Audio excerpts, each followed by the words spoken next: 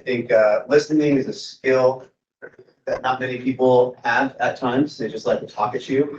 And so I want to be one of the people that listens to what you guys want and need, right? So that's also the purple wave way of doing things, right? We're here for you guys. We're all about service. So obviously we are a government surplus auction company, right? That's one of the aspects that we specialize in. We do trucks and trailers, we do ag equipment, construction, and the other one obviously is government auctions. Okay.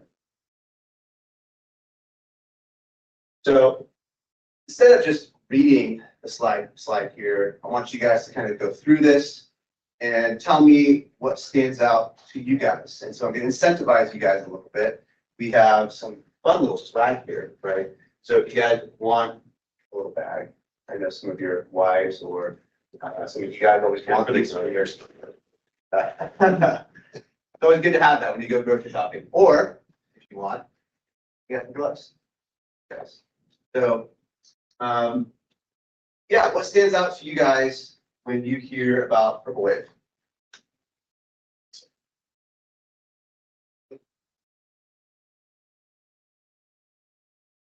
Don't be shy. You have 13 managers in California alone. What's that? 13? Yes. Yeah. So we are expanding. We're growing. So as you can see here, thank you for that. We started out in the Midwest, and we've been in business for 25 years. Let me ask another question. What about this stuff here talks to you? Is any of this stuff important to you? Full service sounds great. Perfect. And we'll talk a little more about that in the next upcoming slides. So thank you for that, James. From the Clean Cities perspective, the fact that you said construction and ag means that you're not just government. Correct. And so that would be something, I mean, this is Clean Cities. I know NAFA probably has only vehicles. I don't know. There must, well, no. Freddie was at Davis. You guys had some stuff that wasn't just vehicle related, right? Yeah, we have construction. Yeah, yeah. And most municipal fleets have some kind of construction equipment. And probably even where Freddie was before at Davis, they have ag equipment. They got vineyards out there. Sure, they must have all kinds of stuff out there. So you must be providing service to more than just government. Oh, correct. Yes, this is just one of the 4 sectors that we specialize in. And of course, there's fun stuff too. So it's open to the public. So it's not just government equipment, ag equipment. Sometimes we have nice trucks, nice cars. We have RVs. We have airplanes. We have boats. So go explore. Have some fun. Everything, we are a no reserve auction. So everything starts at $10. Last up, we had an orange Corvette. That was pretty cool. Yeah, and that Roush, Yes. that Ford. We can go ahead and go to the next slide.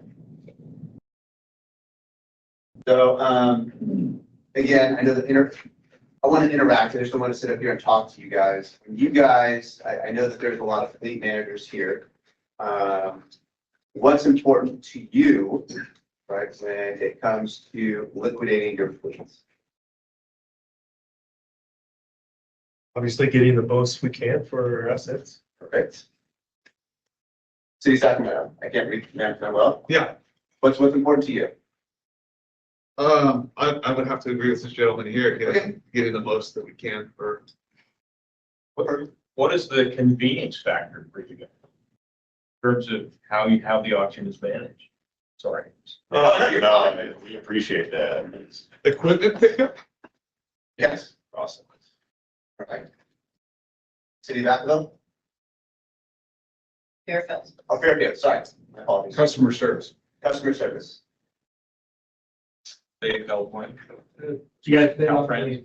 Caltrans? Did you bid on the state contract? Say again, sorry? Did you bid on the contract for the state? All right, so you could start. Do you ever handle an auction?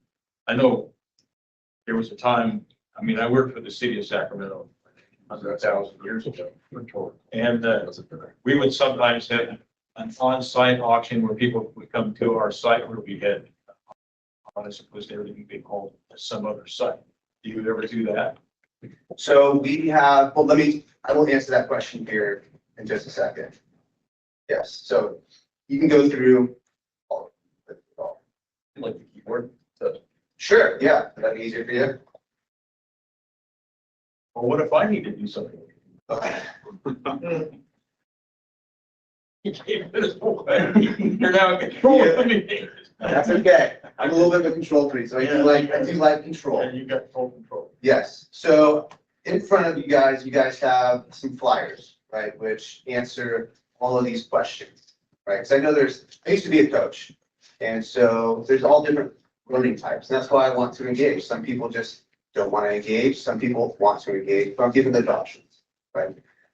So you have this flyer right here, right, which kind of goes over some of that questions that you had. Can we do business with you, right? Yes, we can. We have an Omnia contract. We have a contract number right there, right? So ease of use. Can you guys, can we pick stuff up for you? Absolutely, we have that service. So we typically sell it where it sits, but we know that in government, it's a little difficult to do that because of not wanting people to come to your yard. Liability reasons.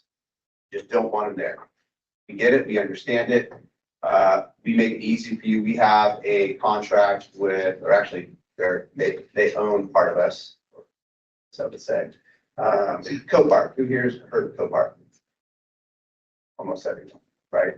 So they have facilities nationwide. We utilize their facilities to put your equipment there. So that's where the ease of use comes in, right? We store it there, we sell it right from there. What else? What else did they ask? What else was important? I forget. And you have local ties to the state of California as far as California contract, which is good. I mean, and what's nice about, as you guys know, I like these at customer service too. What we want to kind of differentiate from everybody else is a lot of government, as we know from our end, is done through email. We do have, and I like how you notice as well, Desiree, that there's 13 managers in the state. We have the hands-on type of level of service. If you want that, if you allow that, we'll be there following up in person. Ease of process is very key for us. I mean, we want to make your processes as easy as possible because we know in your sector, it's very process oriented. So it's nice knowing you're going to have someone hands-on, boots on the ground, like actually following up in person if you do have a process issue. So we try to be very uniform with that from the top down as far as how we're going to handle any type of service issues. That's why we do have boots on the ground. It's just a little more personal touch as opposed to just doing everything via email. We've noticed in our more mature markets, that's really helped just kind of ease process issues, the over communication. So I like kind of tying all your points together. It's because those were all very good points, actually. I mean, as far as what you guys do too. Well, Yeah. Getting the most out of the auction, so you guys can get a better return. So what we do free of charge, right, is we will give you our assessment of what the market's going to bring to your equipment. But we want a partnership, a relationship. Sometimes government entities are like, I don't care, I just got to get rid of it. No problem. Or you're like, we're looking to get a certain amount. So we're just going to be really honest about what we think the market's going to bring. And so we have data, we have analytics. We've been in the business for 25 years. We use that to be able to give you guys the most simple and straightforward information as possible. You said earlier, there's no reserve even for public agencies. Correct. So then you have to accept the high bid at the end of the auction. Correct. And I know there's a lot of hesitation. That's our main sticking point with a lot of people. But if you think about it, who do you think comes to the market when you go to reserve? Resellers. Who else? private parties, I would guess. Right.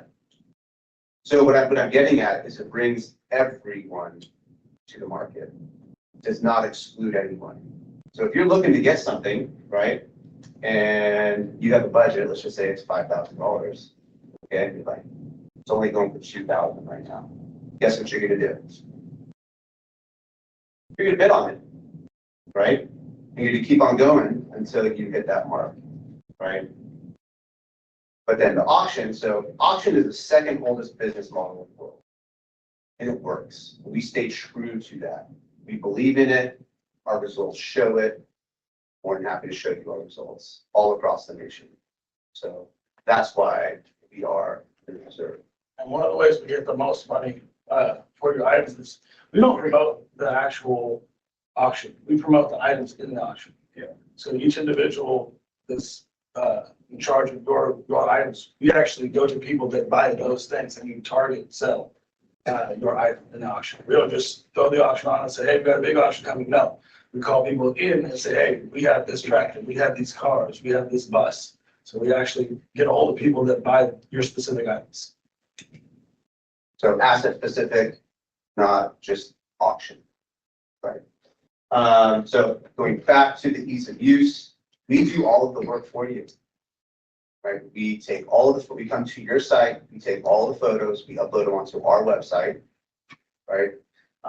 We manage and handle all the titles. So we work with maybe your city clerk or whoever is managing the titles. We collect those. All we ask is just for a signature, not dated. We talk about the details later. And then obviously if there's an offsite, we use a Copart site. We can talk about that, right? And if you want, we can do further advertising for you, which I would advocate for. If you go on to if you go on to any social media, LinkedIn, Facebook, Instagram, go look at it, look at our advertisement. And if you guys want that for your items, it's up to you. We do not charge for that.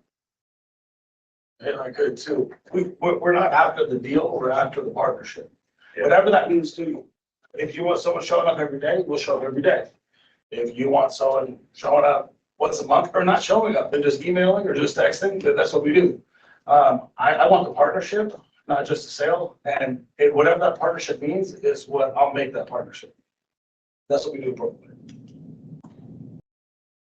But we've noticed in our more mature markets as well, valuing it and kind of making that partnership a dual benefit is what has brought the results over like a 10-year kind of timeline. So that's why they're very passionate about the way they do it, because that's what differentiates us from an Iron Man and a Barna, a Ritchie, the ones you guys are kind of used to. Yeah, and hey, we're not here. I honestly, I have a similar type of a position at Sunbelt Rentals where we use all the auction companies. They do a great job. They actually do a pretty decent job, all of them. But that's why I loved all your points, because they're honestly very close to the truth, and kind of the underbelly of auction has a frowned upon kind of notion.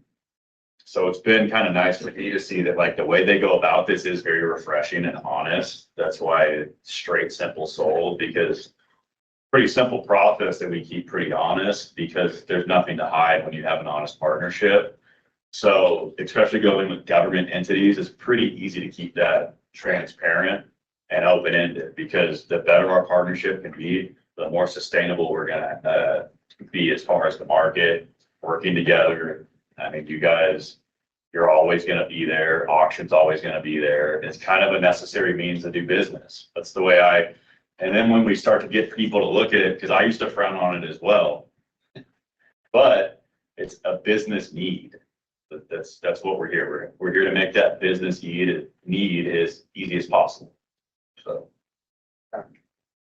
Like I said, this is already on the sheet of paper you guys have in front of you, on your contract. I mean, another good point here, since we are at Clean Cities, is sustainability, right? We want to be able to provide those types of services to the market. So we're talking to Gina, right, about some of the EVs that are coming out. So we as Purple Wave are excited to be able to partner up with and be a bridge, like for Gina. Because we talk to a lot of people, right? We're talking to the buyers and to the sellers. So we bring everyone to the market.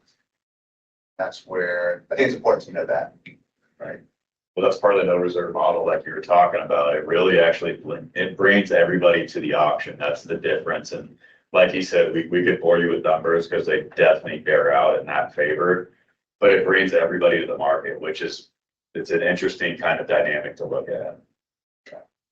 I'm kind of curious to know a little bit more about the outreach. When you talked about, you talked about specifically targeting, you want a bus, we got a bus. You want a Corvette, we got a Corvette. Yes, so Making that one up for what you said. I'm kind of curious to know a little bit more about that part of your outreach. You know, Great what question. subsets of the market do you have direct contacts with? How much, I mean, LinkedIn, all those kind of things are like online things. And you were actually talking about telephone calls. Yeah, we have a big team and a very good marketing team, and we all work together. So the first item I was ever given when I came to Purple Wave was a grape picker. And a grape picker. And they said that it's in California and we need to sell this grape picker. So I had to start calling all the vineyards, and I worked at Sunbelt before this, so I had to use my connections and call around and think who could use any sort of picker. So then I started calling any farmer that used equipment like a grape picker, because it could also be used on certain other fruits. So that we have a team that actually it's like a think tank. We all get together, we'll call each other on the phone, we'll all make a plan, and then we'll all head different directions. And we get on top of it soon. We watch the auctions and we watch where it's going. And if we see anything but a line like this, we start making calls, we start getting to the marketing team, hey, get this category of people. And we also have a view, like a lookout watch list. Anybody that's watching any kind of product like it, then we'll make sure it gets in front of them. So to give a little more key, so really we're a marketing firm, and anytime someone registers on our website, we make sure to identify them within certain segments, right? That we have our own internal segments. So that way, when an item comes up for auction, when a company has that certain identification, that's who we begin to target. And so it's not just a mass mailer to everybody and anybody in our market. It's specifically to those people who are looking for those items, whether it be they have it on their watch list, like what Dave was saying, right? Or it's what they're identified as on their unique ID in their account. So this is from the Clean Cities perspective in terms of outreach, since I had never even heard the name Purple Wave. I heard of Purple Wave, but I had never heard Purple Wave until I met you in August 20th up at the State Line. Yes. Yeah. And now hearing the things that you're talking about is fascinating to me, because Clean Cities obviously has essentially a fairly large population of individuals who are target candidates for some of the things that you might occasionally have. For example, if I was on your watch list for a zero emission bus, you know, but we have people that are looking for that kind of thing, zero emission anything. Yes. And then I suppose there could be other kinds of things as well. So I don't know what I want to do. I guess I should be paying attention, I suppose, to what you guys have got going, at least within the footprint of the area that people we serve. Yeah. So that we have some idea, tell them, by the way, this thing is available, or something like this is tested. I don't have too many people that should grape picker. Well, If you got a zero emission grape picker, I'd love to find somebody willing to buy it. See what I did before. I'll say this, Tim. Us being from California, I think it's a cliche thing to say, or it's a funny thing to say. The swell is here. Jump on the wave. Okay, what I mean by that, we are coming to the coasts, and you can help us by also spreading the word. It's only going to benefit you guys, right? Yeah, it's all over ESPN radio now. Our CEO bought an ad. It's been playing for the last couple months, so it's pretty cool. Finally hearing people, because there was a lot of Purple Who, and now they're coming up. Hey, I heard Scott Van Pelt. Like, So if you hear it on it's on ESPN radio now, and that's helping quite a bit as well. You know, name purple way. Yeah, it's talking about how straight, simple sold, how easy we are to use, how transparent. And we're out here trying to build partnerships because it's so user-friendly, transparent, easy process. And it's a dual-ended partnership, which is the best kind. And it's a good company that actually looks to hire good people. Well, that's what you're not, it's kind of hard to believe, right? I don't like to sell on price, right? Because we're all about service. But for government, Price is good too. I want to take a guess. How much do you think you have to pay per lot? Wild guess. $100, Say $100? $100. $100? I think I saw it in your scanning. So, For government, it gets waived. so it is $0. Now, and I don't want you to mistake this, if you have to take it off your lot and it has to go to a Copart, it's $250, right? That's not including transportation. And that will hold it there, I think, for 2 months, right?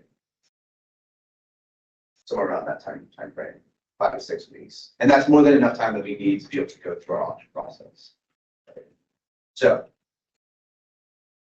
we just want to be clear and transparent with how we do business. I know some government entities, the smaller ones, they can sell it from the lot, no problem. We want to try to keep, the more money you make, the better. 10% buyer's fee, just so you guys know, that's what we make most of our money on the back end. For the public, it's $100 lot fee. So for government fleets, you do photographing, the marketing outreach, All of it. and run the actual auction itself on their property at no cost per unit. Correct. Yeah. Absolutely. And you take 10% off of whatever the total. So whatever it sells for, so if it sells for $10,000, right, the hammer price, then the contract price will be $11,000. And that is what the buyer pays. The buyer's fee, which is industry standard as well. Yeah, and that's very, very reasonable, right? Last point. Have you ever seen a contract that's only 2 pages? And it's actually real. Have you ever seen a contract that's 2 pages? That is a long. Yes, it's no different than any of our other contracts, except that it's built for, Omnia, right? So the government agencies. That's it. I know it's really hard to believe coming here from California, where everything's complex, a lot of T's and C's, but we are from the Midwest. We're really trying to make it easy for you guys. So, yes.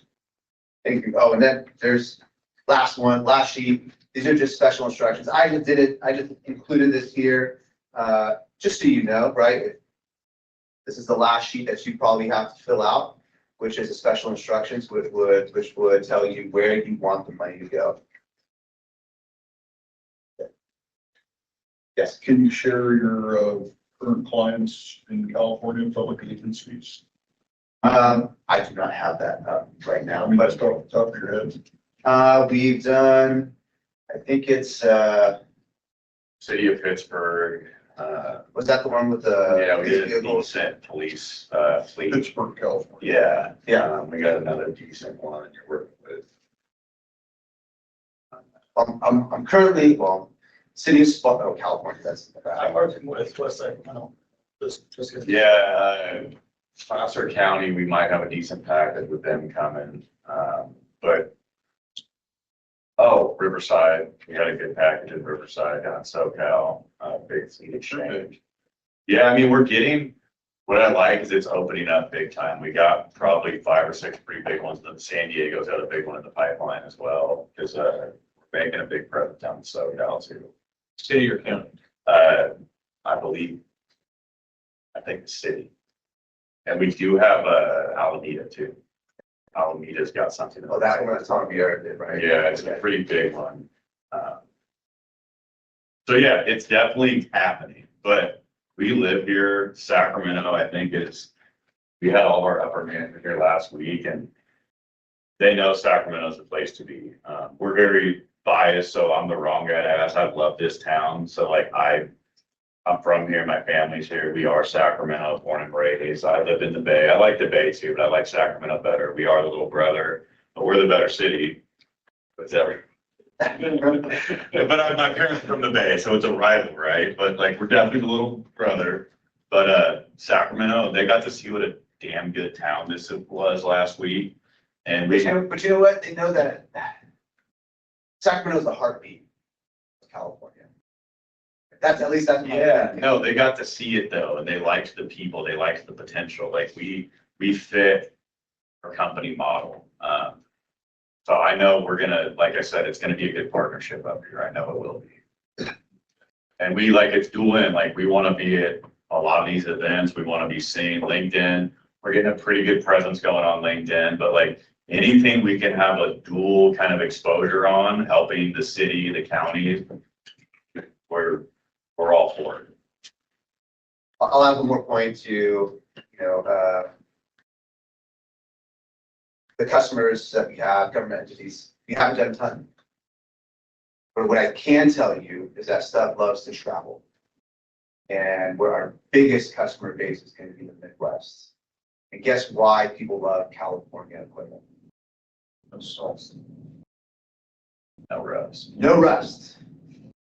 You guys have 2012, 2013 and below, above 49 horsepower. It's going, right? Nevada, Washington, Arizona, right? Even We further. have a good Southwest pipeline too to Arizona, Mexico, Nevada. I mean, honestly, Texas even as part of that. Yeah. Our Texas market has exploded last year, so. Get many international buyers. Actually, yeah. Mexico So I just sold a drill rig and Mexico. and out of Reno.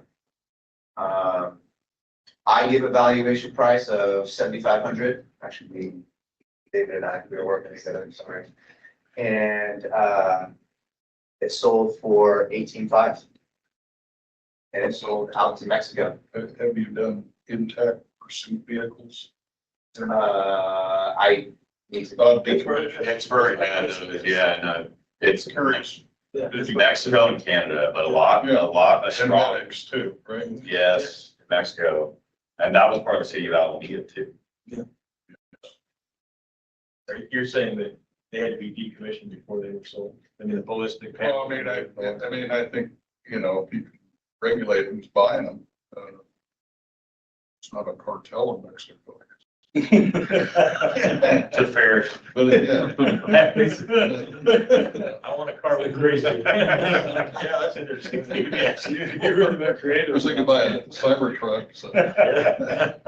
Since we have California emissions and we usually, on every sale, we have to smog a vehicle typically. Do you guys, since it's located at most people's location, do you take that and get it smogged and bring it back?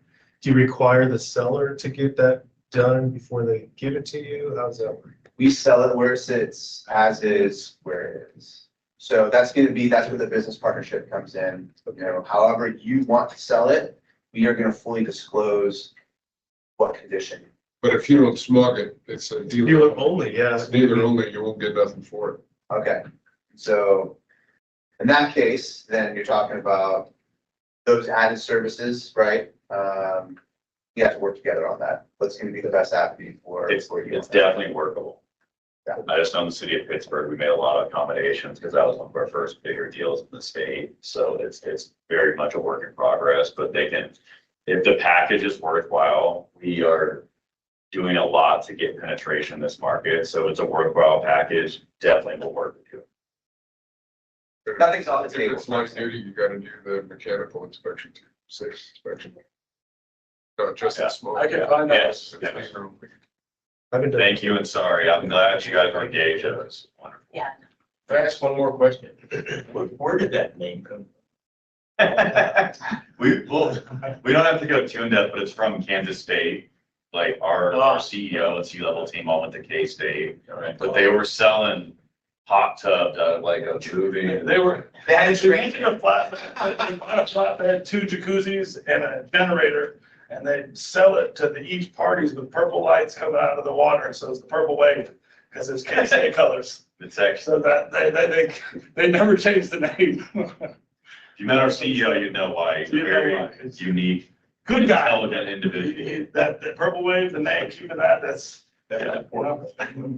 Good for him. yes. So, Tim, Clean City, NAFA, we want to say a big thank you for allowing us to come out. You know, you're going to see a lot more of us out here. And a big round of applause to Tim and the team, please, because I've nobly come out to you a couple of times, but the amount of work and effort that you put into this it's a lot. So, I'll tell you what, if you guys want exposure, we can come up with exposure. I had that big long list that's in front of you somewhere, the stuff that we're doing, and so we have opportunities. Yes, I'm next, remember? Where's Sacramento?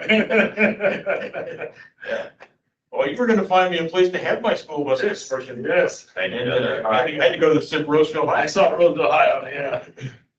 So thank you guys and everyone. If you have any questions, oh wait, hold on. So this is the last one. So this local hustle with national muscle, right? So John Littler, he is our guy. He wasn't able to be here today, right? He is in charge of the government auctions. David and myself, we're here as the local support. So if you want to deal with John and only John, by all means, have at it. If you want somebody who's going to be here on the local level to be able to service you, that's what we're here for. Thank you very much for the opportunity to speak to you all. Hopefully most of, if not all of you are aware of me. You know, I work for Hillstaffer on behalf of, and we do advocacy work on behalf of NAFA. And it's nice to be with you all. And I've got a lot I want to cover, but I'm going to be mindful of time. And I also think it might be more meaningful particularly since I'm not there in person, that if somebody has a question at some point, feel free to go ahead and raise your hand or ask that question, as opposed to waiting to the end, but I will try to save some time at the end as well. So there's a lot going on in this space. I could have several days, but you all wouldn't want to suffer through that, I'm sure. But what I hope to do is give you a clear structured look at the federal and state policy environment that is really shaping fleet operations as you move into the next year. So my goal is to separate what we call signal from noise. In other words, to identify which policies are already in effect, which initiatives remain under review, and which developments demand immediate attention from fleet managers. All right, and without further ado, let me show you what I've got on tap here. And like I said, we may be able to get to all this, we may not be able to get to all of it. So forgive me if I do, I'm not wedded to that. But what I really wanted to give you is a comprehensive policy review update and summarize what's these federal and state actions that are going to shape your operations, compliance, and your procurement planning. So the objective is to show how regulatory, state, and legislative developments interact to basically affect fleet costs, timing, and certainty across all sectors. So we're going to start out at the federal level, and it's broken down in a couple of sections. First one here is going to be looking at emissions and EPA policy. And phase 3 greenhouse gas standards issued by the EPA remain active and enforceable. That's the big point on this slide. So fleet managers should continue to treat these standards as binding when developing any of your capital and procurement cycles. The rule is operational today. There is, as some of you may have noticed, a reconsideration of what they call the endangerment finding, which could eventually change how EPA defines greenhouse gas obligations across federal agencies, which would influence both vehicle certification, grant eligibility. Now, this review will take many months, and of course, there'll be litigation, like there always is, and that would likely extend into 2027. And now let me step back for a second. What is the endangerment finding? Well, this was a finding that basically identified greenhouse gases as a harm to health and to the environment. And that finding is what gave EPA the foundation, to be able to go out and to regulate in this space. So the current administration is looking, to rescind this. And that would mean that the federal level, you wouldn't have any of this. It would really go back in time. So what does this mean in terms of operational things for fleets? During this period of uncertainty, fleets should preserve contractual flexibility by using adjustable bid language, mixed technology procurements, and performance-based specifications that can adapt to either a strict or a relaxed regulatory scenario. And, one thing I want to just amplify, and this is part of why what I do right now takes so long to present to you. I've been doing advocacy for a little over 40 years, and it's not an understatement to say that the complexity on the regulatory front is historic and unprecedented. And there are a lot of things going on, and I don't envy anybody who's trying to be compliant with anything at the federal level and to a certain extent at the state level as well, because it is a historic level. You could be on track to do one thing, like maybe phase 3, and then the Sixth Circuit could render a judicial decision. Because there was this thing called that the Supreme Court in June rescinded, and that was the Chevron doctrine. And just quickly, let me explain what that means, is that the Chevron doctrine suggested that courts aren't really in a position to second guess something that comes out of a regulatory agency like the EPA. It's not something they have knowledge of. It's not something that they have staffing to be able to figure those things out. So they would defer. Maybe they saw something they didn't think was quite right, but typically they would defer to EPA. Well, that's no longer true. So any court that wants to be more aggressive here or assertive here can do that. And so that's one of the many things that put us in a very complicated time at this particular juncture. Want to talk real quick about the CAFE situation. Because of the reconciliation bill, the one big beautiful bill in September, it enacted basically a pause in the corporate average fuel economy program. How did it do that? It did it in an interesting way. It set non-compliance penalties at $0. So this eliminated the prior EV-based compliance mechanism and temporarily removes any federal penalties tied to fuel economy performance and gives auto OEMs short-term flexibility to expand ICE production. So what we anticipate, there's a number of things we can talk about here, but we anticipate, first of all, a near-term resurgence of ICE models is expected as manufacturers will rebalance their production, not just for this, but for a lot of other reasons. And then future congressional or administrative action is likely to restore an updated efficiency framework here. So fleets should continue monitoring, again, both the EPA Phase 3 greenhouse gas standards and any emerging legislative proposals. And you'll notice on every slide, I've tried a new format. I debuted this earlier this month in New York City at a Northeast regional event, where at the bottom of every slide, I try to give you a fleet takeaway. And I'm adding to that verbally, but I also want to put it on the slide so that you can reference it, because I'm trying to get really concrete here in terms of better assisting you as we move forward. Well, let's turn to safety and technology.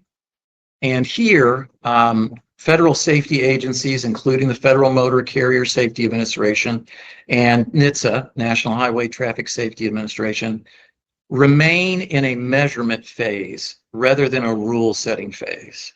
So the focus is really on pilot projects, and a number are underway, and these are to gather operational data that's going to shape future regulatory decisions. So just to highlight a little more detailed on this slide, one of the pilots is around hours of service.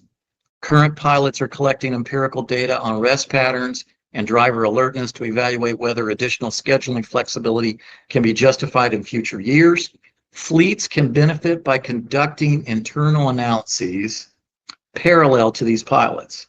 So I encourage you to take the initiative in this space. You can establish your own evidence base to support operational flexibility when the rulemaking resumes. So what I'm suggesting is a tangible way to use this pause in this moment in time to prepare yourself and to get ahead of the curve a little bit when something is actually issued, right? When it comes to automatic emergency braking, AEB is now mandatory for light duty vehicles, but heavy duty requirements remain in the proposed rule stage. So procurement teams should plan ahead by specifying AEB ready configurations for model year 27 and later vehicles. This will preserve your adaptability, whether NHTSA finalizes or delays the heavy vehicle standard. Last one I want to highlight is the automated truck research and connected vehicle integration. US DOT is directing research toward an integrated safety system that will link automation, telematics, and connected vehicle data. So fleets, again, should begin standardizing event and telematics data structures. If you do this, you're going to find compliance, performance analysis, and future reporting obligations are going to be far easier once we get out of this pause and pilot moment and formal rules are being issued. Now let's take a look at the Buy America domestic sourcing situation. Build America, Buy America, BABA. This framework has transitioned from an administrative requirement to a decisive eligibility test for federally assisted fleet and infrastructure projects. Compliance now determines whether funding is even released, rather than serving as a secondary certification step. So the removal of the Federal Highway Administration's manufactured product waiver brings a wide range of components under the scope here. So you've got charging systems, control panels, prefabricated structures. Even when final assembly occurs domestically, fleets are going to have to verify iron, steel, and manufactured subcomponents meet U.S. origin thresholds. And I can highlight at this point that those origin thresholds are tougher than they've ever been. And so this is something to be aware of. The last thing I would mention is EPA and the Energy Program alignment. The EPA issued guidance in August 2025, extending BABA expectations to those energy and environmental grant programs. So this means that depot charging, fueling infrastructure, and energy storage systems now fall under the same domestic content standards as transportation assets. So here's the procedural implications. BABA compliance now functions as a front-end eligibility condition. Federal funds are withheld until your documentation is complete. So this puts the burden of proof on the recipient before the award or reimbursement. Most effective strategy here is to maintain what we call a standing compliance library that would include a lot of information. And if this is something, this is one of those kinds of questions where please talk to me on a sidebar at your convenience, and maybe I can give you some more guidance. But you'd be looking at things like supplier affidavits, cost breakdown certifications, and pre-filled waiver templates. So what is this federal funding pause? Basically, what does a government shutdown mean for fleets? And, I think we're moving up in rank, but we were the third longest. And it looks like, we might move up in rank. The Senate tried to take some action earlier this week and we're unable to move it. So I know that there's negotiations going on and you never say never, but it's a tough way looking forward at this point. So at this moment in time, economic and policy pressures are now converging on fleets from two different directions. First, you've got this administrative pause in federal programming funding due to continuing resolution uncertainty. And then you've got escalating trade and sourcing costs, which are driven by tariffs and export controls. So both trends are directly affecting your capital planning, your grant execution, and your vehicle delivery dates. Let me just quickly say a little bit about a couple of programs here of importance. NEVI it's still authorized under the Infrastructure Investment and Jobs Act, but it's subject to a partial freeze. implemented by the Trump administration in February of this year. So states have been instructed not to obligate any new funds pending a program review. And a federal court in Washington state has granted a limited injunction, allowing certain previously approved projects to continue. But administrative clarity remains unsettled. The EPA Clean School Bus Program, authorized through fiscal year 26 with around $5 billion in statutory funding. The 24 rebate window closed January of this year. EPA is reviewing applications and preparing award notices, but has not opened new rounds while the program is under review by the current administration. And then the last one I want to mention is the Federal Transit Administration low or no emission bus program. And that's operating normally under existing appropriations and prior awards. Competitive grant processing continues through FTA regional offices. So now I want to focus. Oh yeah, please. Do we have a question? Yeah, David Rentschler here. Hey, David. Hey, so I just wanted to make a quick comment on the Lono. Please. Yeah, so we had a $12.1 million Lono grant that was awarded to us. However, we were going through everything to obligate that grant. So you can't spend any money until it's obligated. And the deadline was October 1st, had to be obligated by then.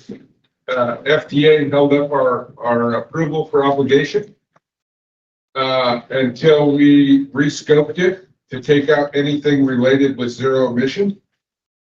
So we had to take out zero emission infrastructure, purchasing zero emission buses, modifying the shop to be able to work on zero emission and zero emission training. Right.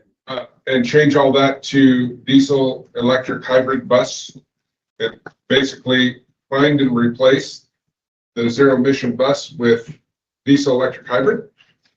And then we got it obligated. So while it may continue under the old way, if you didn't get your grant obligated prior to about June this year, you're Right. probably not going to get it obligated. Right. Well, I'm very glad you shared that, David, because, I wasn't aware, you and I hadn't spoken about this particular issue, or I might have included that, but I'm not surprised that you are experiencing a procedural roadblock there, because obviously the administration is looking at every opportunity to try to do those sorts of things. And it's good that you added that, because without what you reported, it would have made this look like it was, business as usual. And that's not really the case. So I appreciate your qualification on that. Although I'm sorry to hear about the additional hardship, of course. Yeah, thanks. You bet. Thank you, David. All right. Well, let's turn to the tariff situation. And, tariffs and export controls have become, and, there's lots of different words I can use here, but, and I know you should stay away from the word permanent. However, these things are definitely, they're definitely there. It is definitely something that fleet managers are going to have to deal with on a regular basis for a long foreseeable time. And I can tell you, I've done trade policy work for over 20 years. And when these things get put in place, we call them sticky. In other words, they tend to stay around. And I'll give you an example of how that works. When President Trump left office after his first term and President Biden came in, during the campaign, he was complaining about the tariffs on China and some other tariffs, during the first administration.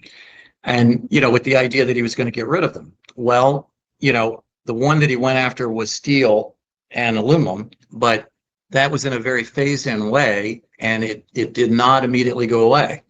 And what ultimately made it go away was an agreement in the latter part of the Biden administration with the EU. It took a long time. It didn't happen right away. And then for a fact, all of the other tariffs that were introduced in the first Trump administration remained in place for the entire Biden administration. So these things just don't go away. And honestly, what this administration's been doing has totally remapped the global landscape in terms of trade. global trade and trade relationships. And that stuff is not, it's not a light switch. It's not going to get reversed overnight. So this is part of your operating environment now. So you've got the 100% tariff on all Chinese imports combined with China's own restrictions on rare earth and battery grade mineral exports. This has all reinforced supply chain volatility across the vehicle, the component, and the technology markets. So for most fleets, the appropriate response I would suggest here is planning discipline, not expectation of exemption.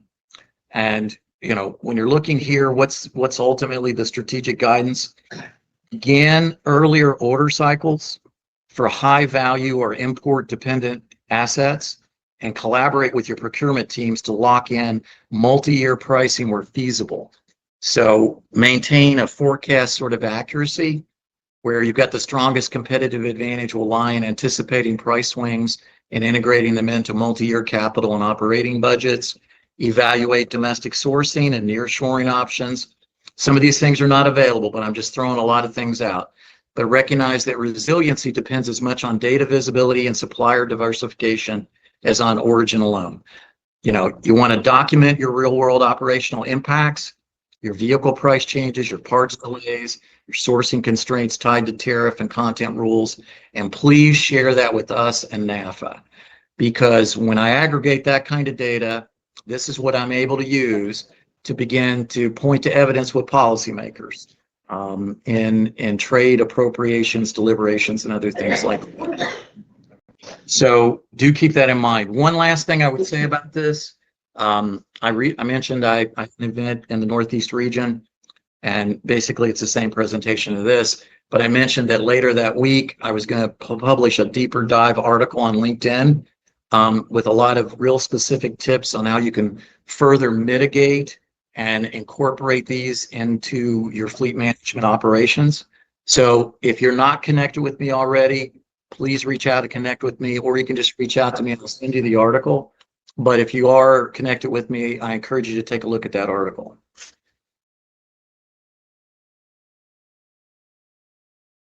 All right. Oops. Did I go too far ahead? I actually went backward. Bear with me. There we go.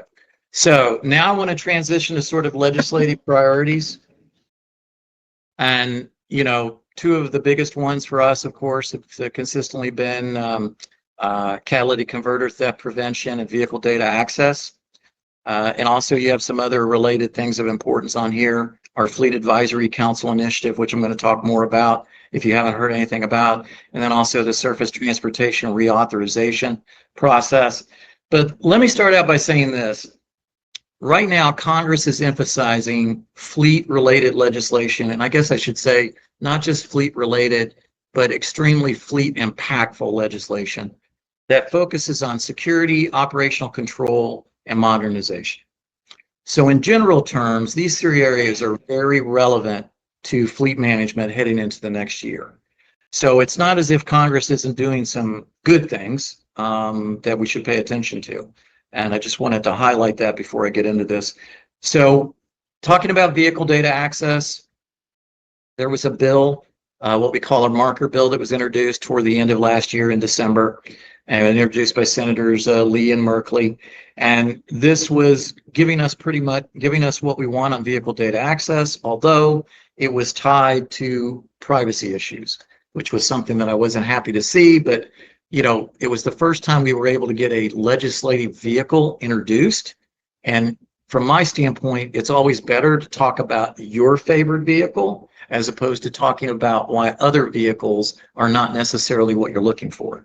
So, and we're working with them to try to reintroduce this bill. At the same time, we've got a member of Congress that is interested in introducing a standalone bill that would disentangle itself from privacy policy issues, which I don't think you have to be entangled in to give a solution for us in terms of vehicle generated data access. But, you know, we're working on that. The other thing I want to mention is the PART Act, which is the Preventing Auto Recycling Theft Act, which was introduced last year. That just recently got reintroduced in a big bipartisan way with a lot of members on board, and in particular in the Senate. We are able to get newly elected Senator Marino from Ohio, who is an auto dealer, has an automotive dealership background. and it was great to get him on board. There's a lot of support behind this. I think this is, a really good chance for us to get this across the goal line. I know that all of law enforcement's fully behind it, and some people are critical. Well, you mark these things with unique IDs, but they go to a chop shop or whatever before we can do anything with it. But what I always keep hearing from law enforcement is that they've got footage of people stealing catalytic converters, but they have no means to prosecute on the legal side. So this is the one thing they point to that we currently have. Well, let's get it out there at the federal level and making, helping us to prosecute. And, when something new comes along, well, we can pass subsequent legislation. But I think it's important to get it across the goal line. In terms of the Surface Transportation Reauthorization, we have this Fleet Advisory Council idea, and I'm going to talk a little bit more about it on the next couple of slides. So let me just say this much at this point. This began at the state level, specifically in New Jersey, where there's a bill advanced in the state legislature right now. But we had an opportunity with the Surface Transportation Bill, Reauthorization Bill, to be up to do something at the federal level too. So we shared a proposed amendment to the House Transportation and Infrastructure Committee. And there was a request for information at the US DOT related to the Surface Transportation too. And so we submitted that there.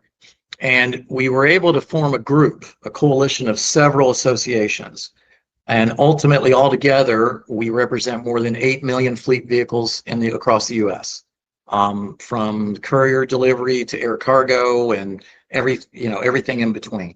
So, there is a chance for us to get something at the federal level.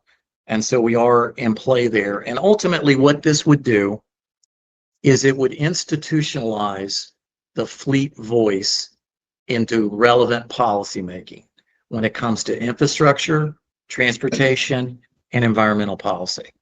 So think about this. How many regulations, particularly those you in California, don't have to think very hard, have you suffered from, although you gave input, but ultimately the regulations really didn't seem to listen to you very much?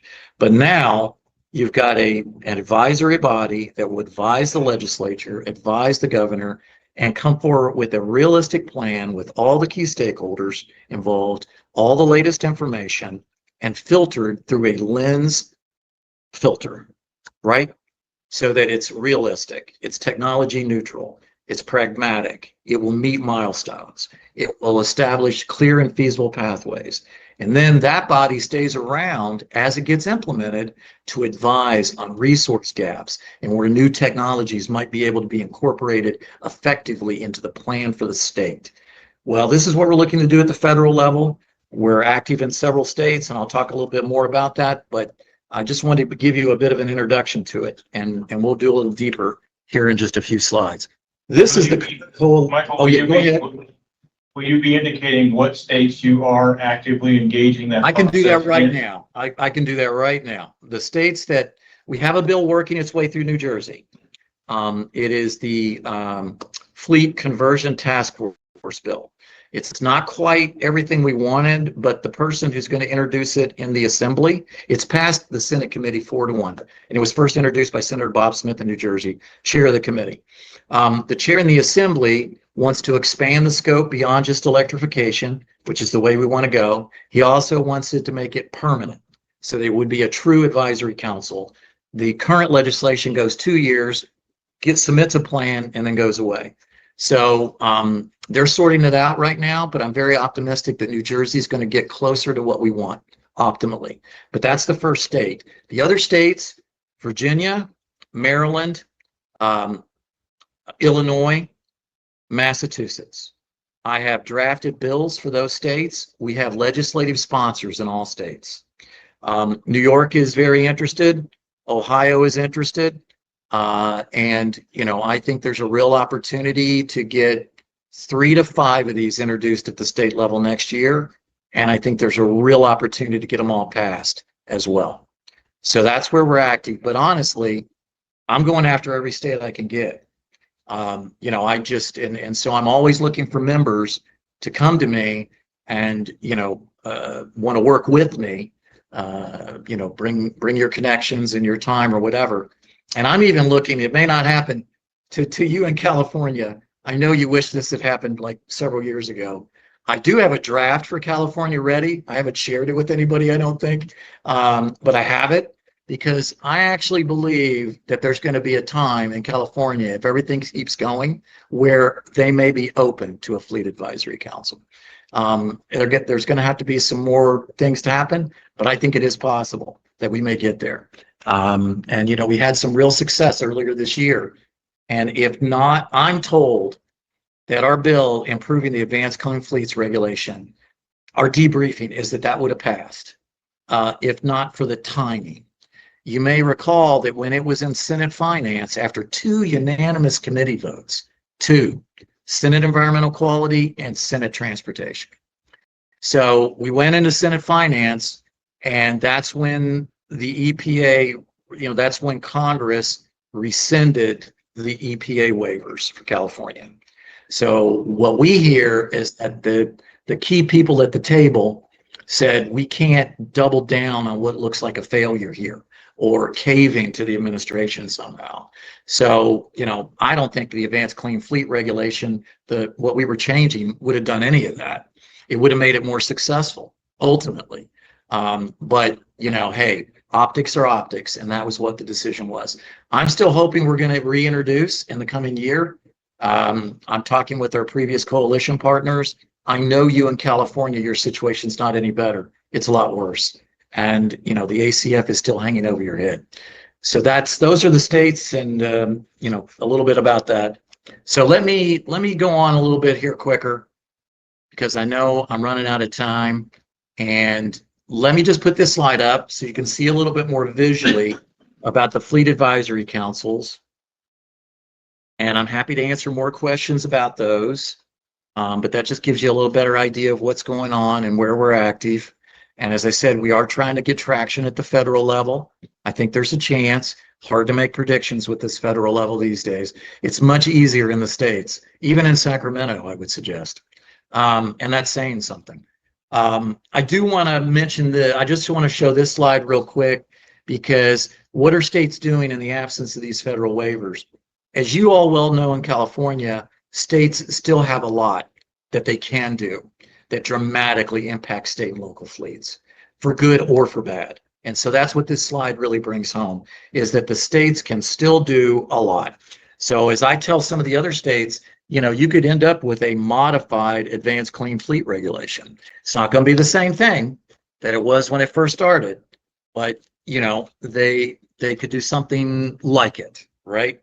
And so, you know, be aware of that in states like Washington and Oregon, where they're kind of continuing to go in that direction, right? And we've only got a little bit more time, so I'm going to go to this last slide and maybe take any additional questions.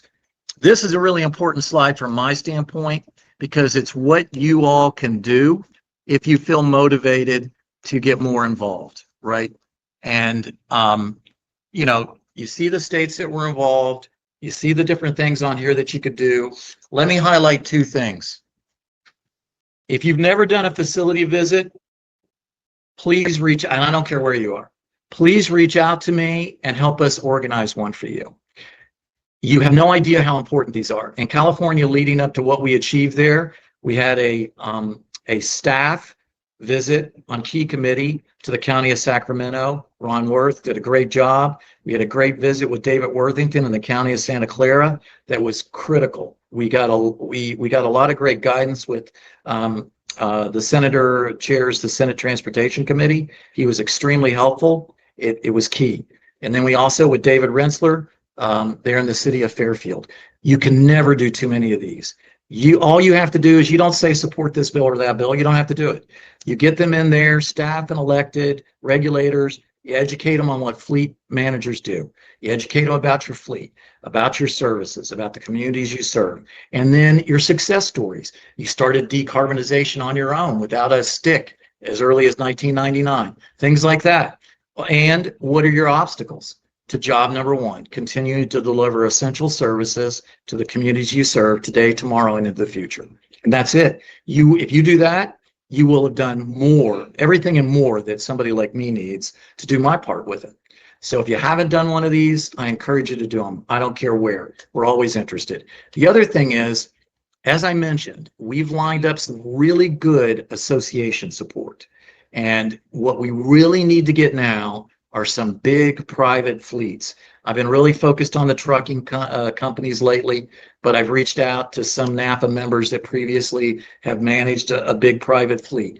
The more private fleets we can get right now are really helpful. Big trucking is very helpful because that helps us with trucking associations in the various states that we're active in. But there's all kinds of other ways to get involved. But if you only do a facility visit and maybe help me recruit, the other thing to keep in mind, if you're in one of these states, particularly New Jersey, Maryland, Virginia, Illinois, and Massachusetts, and even New York, be thinking about whether you want to serve on one of these councils, because we as NAFA are the gatekeeper. They ask us to recommend people. And now this is also a good recruitment tool. If there's a key voice in fleet that's not a NAFA member, I'm not sure why, but they're not, okay? This is an opportunity for us to show our real value to them and say, hey, would you let us recommend you for this council? And this is what we're doing. I have a feeling we might get them as a NAFA member after something like that. I think there's a good chance. So let me wrap it up there. I'm sorry I didn't get to cover everything, but I'm happy to answer any questions. This is Tim Taylor again. I have a question for you relative to those staffer tours.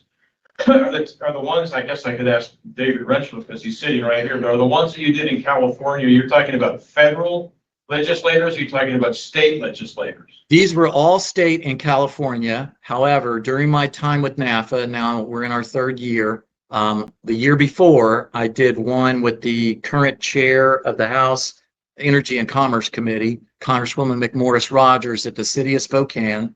I also did one with Congressman Gus Bilirakis with Hernando County in Florida, who was chair of one of the subcommittees on that committee. Both of those started out with from meetings on the Hill around vehicle data access, but it's an opportunity to talk about anything and everything with your legislator. So we do these at the federal, the state level. We do them for the policymaker. We do them for staff. And please, I used to be staff, so I can tell you, don't ever think to neglect the staff. The staff advise a lot of members. So I was just going to throw out a couple of dates, April 28, 29, 30, especially the 28th. We're doing a large conference here in Sacramento. We would expect between 250 and 400 fleet people attending. The first day is what we will call Policy Day. And we expect to zoom in the DOE, EPA, DOT, and then local CECs, CARB, and probably our local transportation funding, MPO, and SACOG.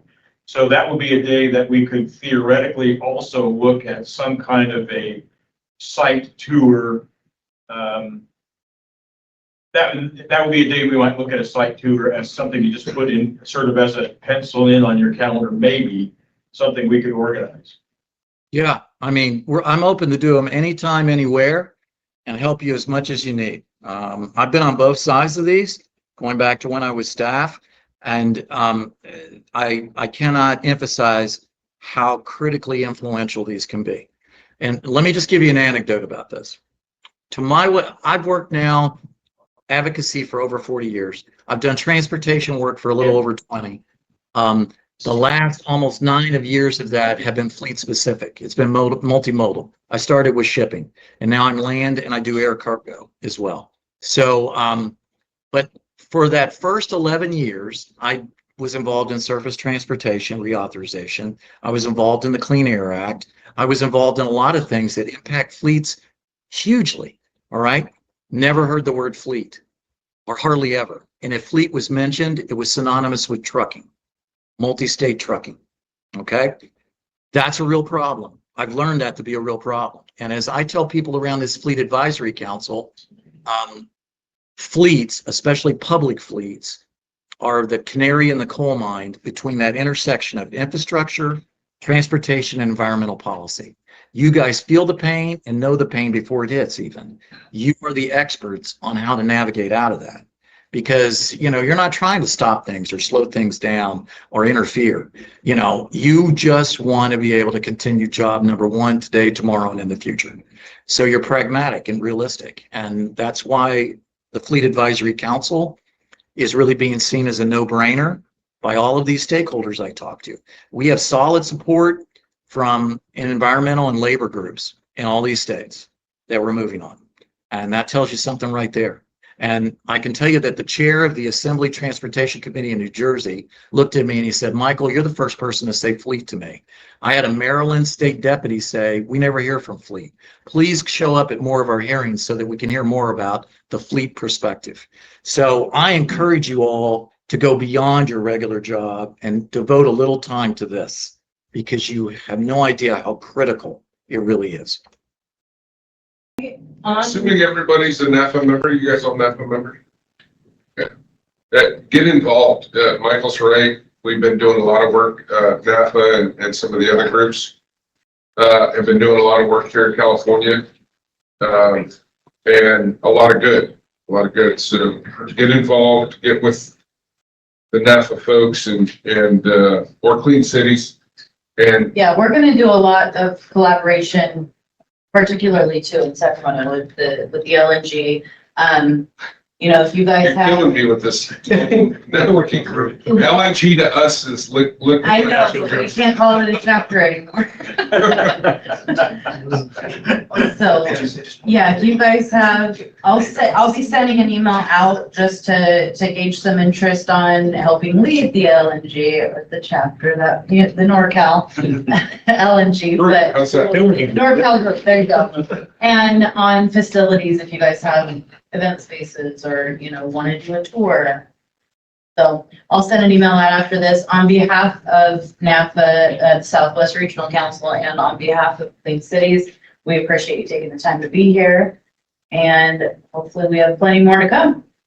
Thank you. Thanks.